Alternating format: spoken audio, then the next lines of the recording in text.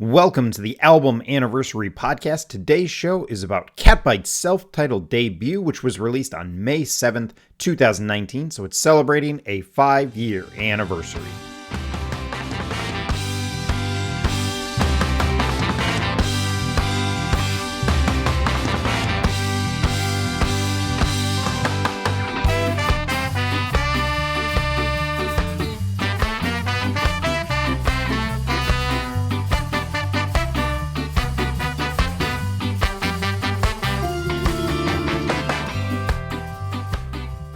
I'm your host, Caleb, or Caleb the Spy, on Twitter and Instagram, and every day on those social media sites, I post about what I call album anniversaries.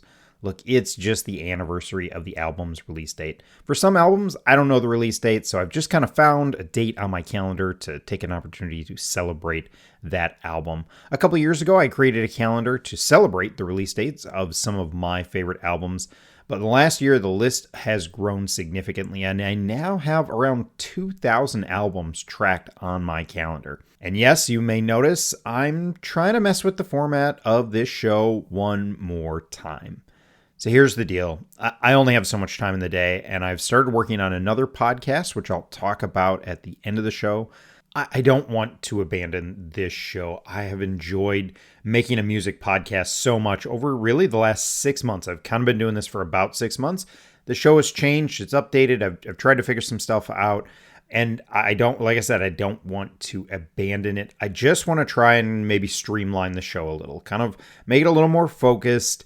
Yes, there's some consequences to this. It does mean I'm going to touch on less albums if I kind of fully switch over to this format, but I just don't know if a weekly show where I cover 20 albums is sustainable long term, especially if I try and mix in some of those guest things that I've been doing, plus the other show. I just don't have the time. So instead, the kind of new format that I'm trying to mess with here is on the podcast, I, or sometimes a guest, if I'm lucky enough to have somebody join me, will answer simple questions and explain why they love a specific album that's celebrating a big anniversary. Again, by big anniversary, I just mean something that's ending in a 5 or a 0, like 10, 20, 15, 25 years, something like that.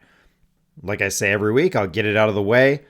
I'm no musician. Instead, I'm just a huge music fan. I do often focus on ska and punk and alt rock. And, in the 90s, I was super into the Christian music scene. So I have a lot of music connections to that time frame and that scene as well. And I've always had a fascination with historically important albums or music events. Occasionally, we will try and talk about some news or just maybe other new music, but mostly I want to celebrate album anniversaries. So the album for today is Catbite by Catbite. It's their self-titled debut. It was released, like I said, May 7th, 2019, so celebrating a 5-year anniversary. And I'll be honest, I don't know a ton of the history. I know that the members are Brittany, Tim, Ben, and Chris. I'm not going to try with last names because you know how well I pronounce things. There's a couple things I do know. Brittany and Tim are married. They have been married. I don't know how long they've been married, but I know they're married. And I kind of feel like the band started there. They had been kind of trying to do some musical things, as I understand it. And they kind of landed on this. In 2018, they did a cover of a Selector song. Selector is an old two-tone ska band. And that kind of inspired them to do some more. So this album then was released about a year after that on Bad Time Records. It's only 8 songs and only about 21 minutes. It also includes a very great cover, in my opinion, of Elvis Costello's Sneaky Feeling. And yes, I own this on vinyl. They have also, with this album, done some interesting thing. They've gone and done what they call Catlight, which is kind of this more acoustic country version of the album, and they've done Catfight, which is more of a punk hardcore version of the album. So if you really want, you can buy this album 3 times and get 3 slightly different versions of the album. So that's kind of what I know about the history, and I'm still going to try and do that because I still like that history, but it'll be a little more specific and just a little more on one album instead of trying to fit it in 20. So that's a little bit of the history about the Catbite self-titled debut, and now I'm going to transition. I'm going to answer 5 questions to kind of talk about why I love this album.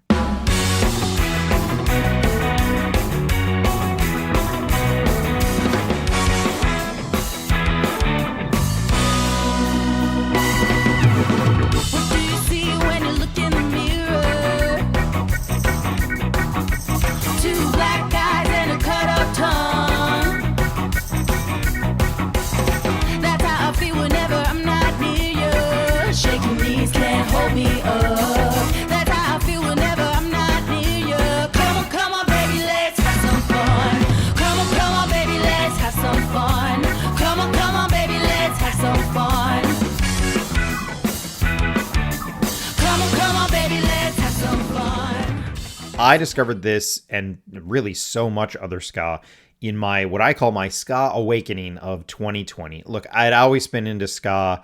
Look, my favorite band is a ska band, and I'd always kind of kept up with some of my favorites from the 90s that were still kicking around there. Mike Park was doing stuff. Less Than Jake was doing stuff. The Mighty Mighty Bosstones, not really a super favorite of mine, but they were doing stuff. The Supertones had done a Kickstarter. The Insiders had done a Kickstarter. So I was kind of hanging with some of these ska bands that were still out there doing things. Jeff Rosenstock, I had dabbled a little bit into Bomb the Music Industry, although that's not full-on ska. That's more of kind of a punk rock collective, I would say. But, I had not really been finding many new ska bands, and frankly, there just weren't that many out there, in my opinion. But the pandemic hits, and Ethan Luck, who had put out a ska album, I want to say in 2018, maybe 2019, he kind of did a solo ska reggae album. I think it was 2018 or 19. I think 2018. Anyway, he puts out a cover. It's the lockout, the pandemic hits. Ethan Luck puts out a cover of A Message to You, Rudy, which he put out on his YouTube channel. And during the pandemic, he would do a number of these. If you have not checked them out, you should go check them out. He did just a variety of songs, but I think that was the first one he put out with some friends, which for me, it sent me on this kind of two-tone exploration. I had been familiar with the two-tone stuff and I had liked some of it, but I had never taken, for all the ska I had taken in, I had never taken that deep dive into the two-tone stuff, and I did, and into Trojan Records, and all of a sudden I was starting to dig through and order CDs to listen to and kind of find stuff on streaming, and I was really digging through this kind of two-tone stuff and the Trojan Records.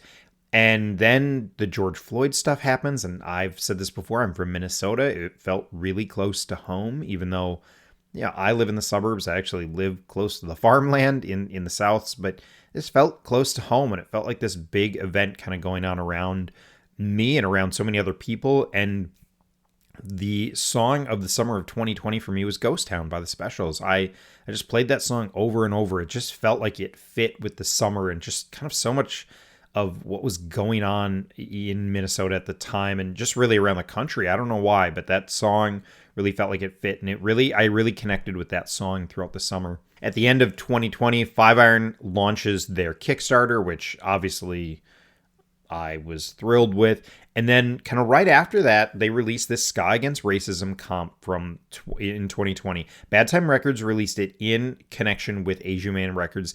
Asian Man Records had I don't know if they had led that original tour. I think they really had. Mike Park of Asian Man Records had led that original Ska Against Racism tour. And so they released this comp, and it's all these ska bands. And all of a sudden, there's all these new ska bands that I had just not realized were out there. I hadn't been looking for them, I'll be honest. And all of a sudden they were there, and it was so exciting. And one of those was Catbite. That was a really long answer to question number one. None of them were going to be this long, but one of them was Catbite. And I checked them out, and I realized they had an album from last year, and I went and bought it. And that started my kind of love of Catbite.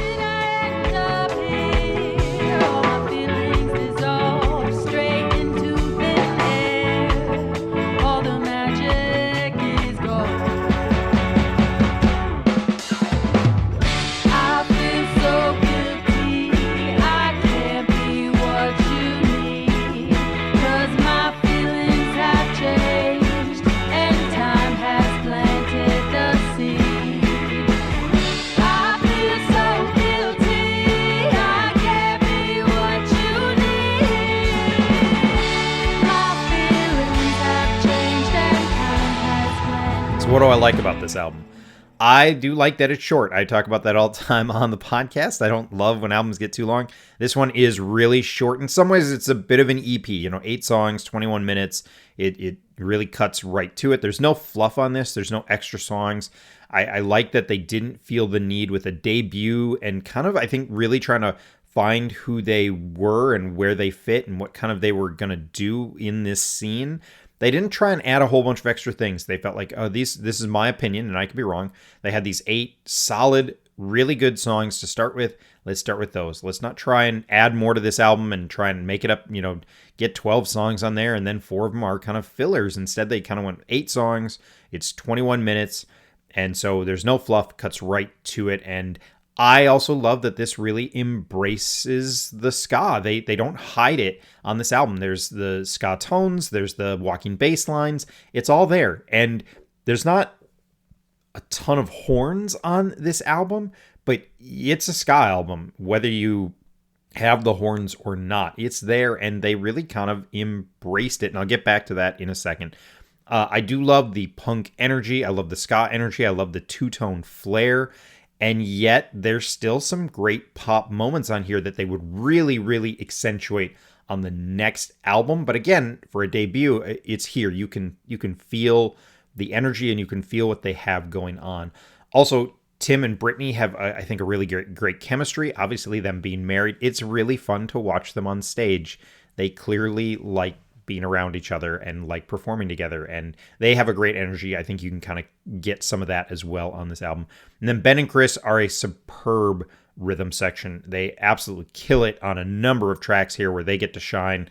So they're a really great rhythm section, and I think, again, just like Tim and Brittany, I think got better, and there's even more chemistry on that second album. They got even better on the second album, but on this debut, you can see the pieces. They are here, in my opinion. My pillows at night. Reactive routine, baby, such a delight. I see him, I can feel him, I'm feeling it right. Amphetamine, delight. But I ride almost every night. Sweet baby, my amphetamine delight. Why is this album important to me? Well, Catbite has easily become my favorite newer band, kind of the last 5 years. They are it. They are my favorite new band that formed within the last 5-6 years, or that I discovered within the last 5 years. And this album is solid, and their next one, in my opinion, is a masterpiece. It's absolutely perfect. So I love that the pieces are here. I kind of already talked about that. And I was really hooked from the get-go. I played this and I thought, oh man, this is absolutely great, and I'm so excited that this is out there and that there's something new that I can connect with. And my connection with the group has just grown. I've been fortunate enough. They are road warriors, and I've been able to see them 3 times really in the last couple years. I think it's 3 years now, but I saw them kind of 3 times in 2 years really.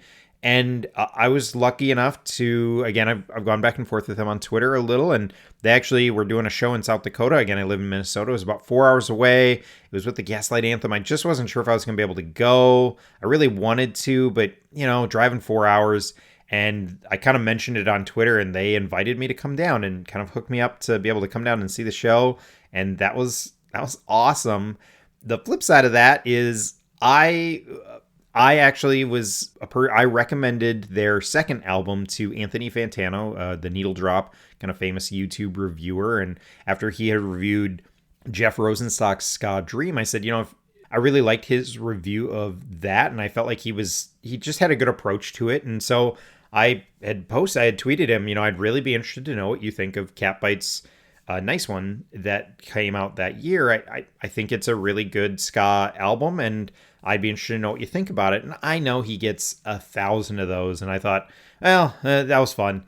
I didn't even think about it, and about, I don't know, it was almost 6 months later, maybe it wasn't quite that long, all of a sudden it shows up and he reviewed it. And at the time I didn't know that I was connected to it. I was just really excited to see it.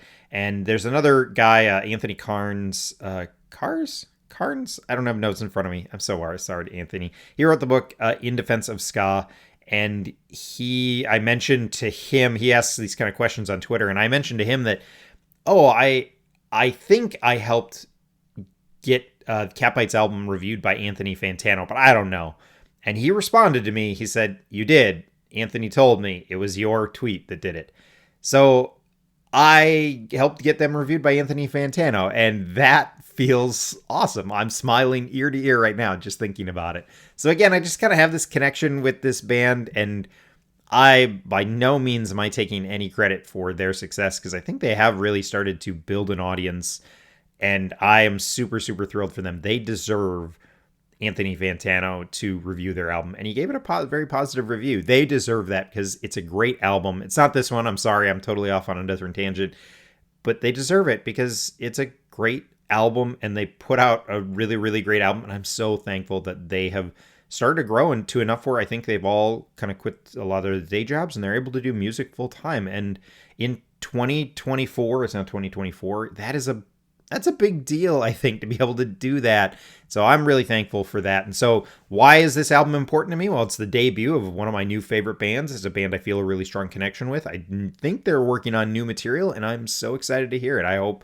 whenever it comes out, I will be there and I will be ordering it right away. I hope they're working on new material. Maybe not. I know they were in the studio, but maybe that was for the deluxe edition of their second album. Anyway, I've gone on way too long about why this album is important to me, but that's one of the reasons it is. And I love new ska. I love when new ska is good, because there's new ska out there that I'll be honest, I don't love. It just doesn't hit me the same way. This does. This is so, their albums have been so good, and I'm so excited to get more. How did this happen to me? Thought you were the only one, but now I finally see. I tried my best to make it work.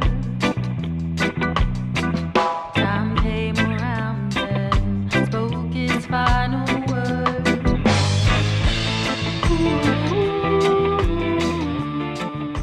All right, let's move on to what are my favorite tracks on this. And I'm just going to mention a couple. I'm not just going to name all 8 of them, although I think I have like 6 written down. So Come On Baby, Can't Give Your Love, and Amphetamine Delight are the 3 opening tracks. Really, really solid. And I like how they set the mood. Come On Baby's, a little faster. It's got a little punk rock. And then Can't Give Your Love slows things down. And then Amphetamine Delight kicks it back up. It's a really nice mix. Already Gone really shows off Ben's bass playing. That's where he really gets, that's one of the songs I think he gets to really shine through on. Can't Get Your Love as well, he does. Sneaky Feeling, I mentioned it before, Elvis Costello cover. This is a great cover, super fun. And this is where the rhythm section they kill it on this. They absolutely kill it. And then the final track is Scratch Me Up. You know me, I like a good closing track, and this one's super fun. It's a great closer. They're kind of this ska punk band. They're probably not going to come in with some big epic closer, some 8-minute ska track. Although maybe they will. Maybe the next album they'll do that. I don't think they will. But this is this super fun closer to the album. They still play it in concert I think every time I've seen them, they've played this. So clearly still an album. It's just such great energy. So much fun, but it's safer that way. Sneaky feeling, you can't let those kind of feelings show. I'd like to get right through the way I feel for you, but I still got a long way to go.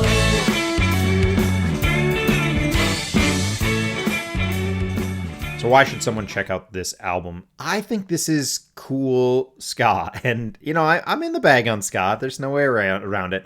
But I think this is kind of cool. It doesn't have the horns. It doesn't feel cheesy in my opinion. And I understand. I love ska, but there are moments where it can feel cheesy, and this doesn't. I don't know if it's something about, Britney being that lead singer and kind of having almost that. I think they've gotten comparisons to Gwen Stefani and No Doubt, whether they like it or not. They did a whole No Doubt set, so I think they've kind of embraced it. But I think that also makes it feel kind of cool. There's not many horns on here. There are some horns, but it's punk, and it has this great two-tone feel, but it feels modern, which is a really interesting mix. They took that two-tone feel and they made it feel modern. And again, it's really short. So if you get the ska fatigue, which I think Kylan's right, is a real thing. Ska fatigue is real. I'm not fighting him on that. This is so short that you can just fly by it. I mean, it's 21 minutes. If you should be able to get through that. So, and I'm joking a little there, but I do like that. I do like a good punk rock album that's under a half hour. I have no problem with that. I would rather have bands do 10 solid songs that have no misses on them than 14 songs. 2 of them are fillers. 2 of them are just okay. And then there's 10 great songs. Give me the 10 great songs. I don't need the fillers. I get I don't always get it. I get it that people just, you have to write fillers, but if you got 10 great songs, do 10 great songs. And in my opinion, they had 8 great songs and they did it. So maybe it's an EP. It's not though. And I love it for all those things. And that's why you should check it out.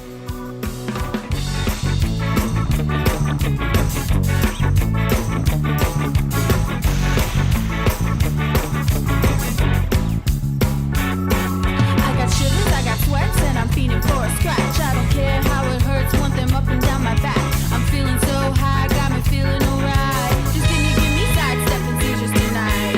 Never will I ever be the same without you, Mark. You could try to pull away, but my eyes see in the dark. I'm feeling so high, got me feeling alright. Just give me sidestep and seizures tonight. Scratch, scratch, scratch, scratch, scratch, scratch, scratch me up. Scratch, scratch, scratch, scratch, scratch, scratch, scratch me up. Scratch, scratch, scratch, scratch, scratch, scratch, scratch me up.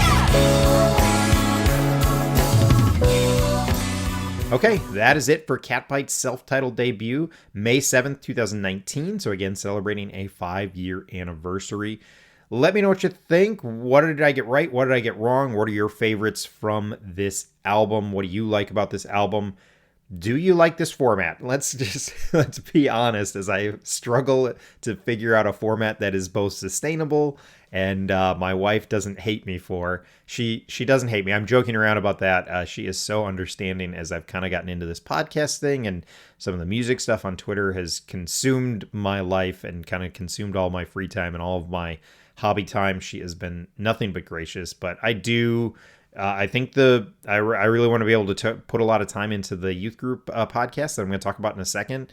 The other podcast that I'm doing, I want to be able to put some time into that. So I'm just trying to find the right fit, trying to find the right balance, trying to find a way to make all of this work and not have it be, overwhelming and take over my life. So I still want to be able to do like a show a week or so, maybe more if I can keep these short and focused, but just need to switch it up again. So let me know what you think of this format. I appreciate the feedback. And if you want to give me that feedback, you can find me on Twitter at KilledTheSpy, no spaces. I'm also on Instagram at KilledTheSpy with underscores.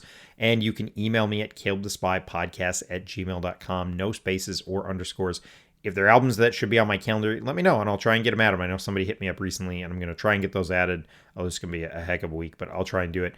If you want to talk about an album, hit me up. On Twitter, I'm going to try and get better at posting about albums that will be celebrating a big anniversary coming up. So if you don't know my process, what I do is I set these up well in advance. Like I think I've already set up most of May. I think I'm into June. I know I'm into June for setting up album anniversaries. Today is early May.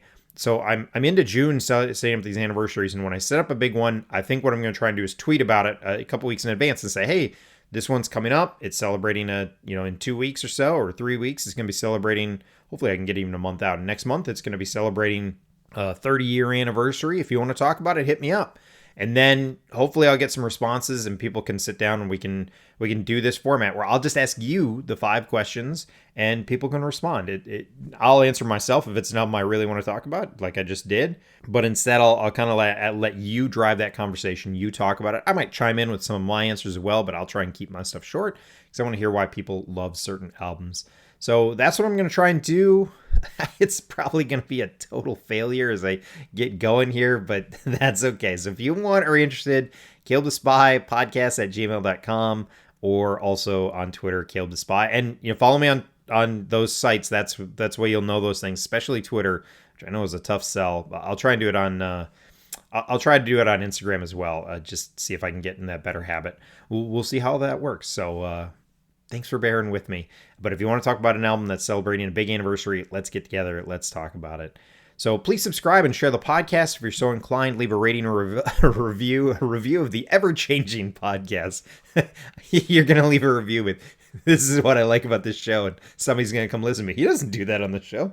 What are you talking about? So yeah, but I have heard it's an effective way to spread the word about podcasts. It's really late. So again, more full disclosure, it's almost 1 a.m. because I got this idea of maybe I can switch up the format, and so I had to try it. So here I am recording at almost 1 a.m. Down in my office. My wife thinks I'm crazy.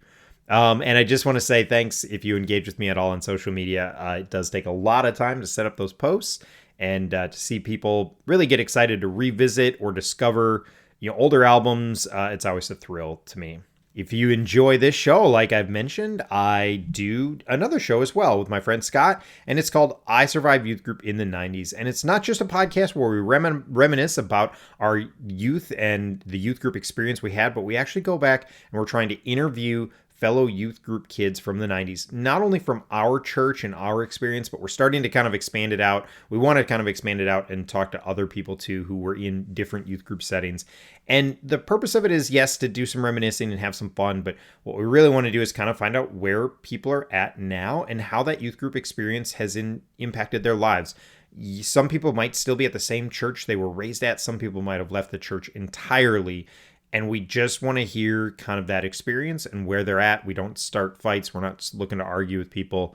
We just want to hear people's stories and kind of where they're at. And I think it's interesting even for, I've seen and now connected with so many people who have even left the faith. And sorry, this is totally offshoot from this Catbite album that has nothing to do with Christianity.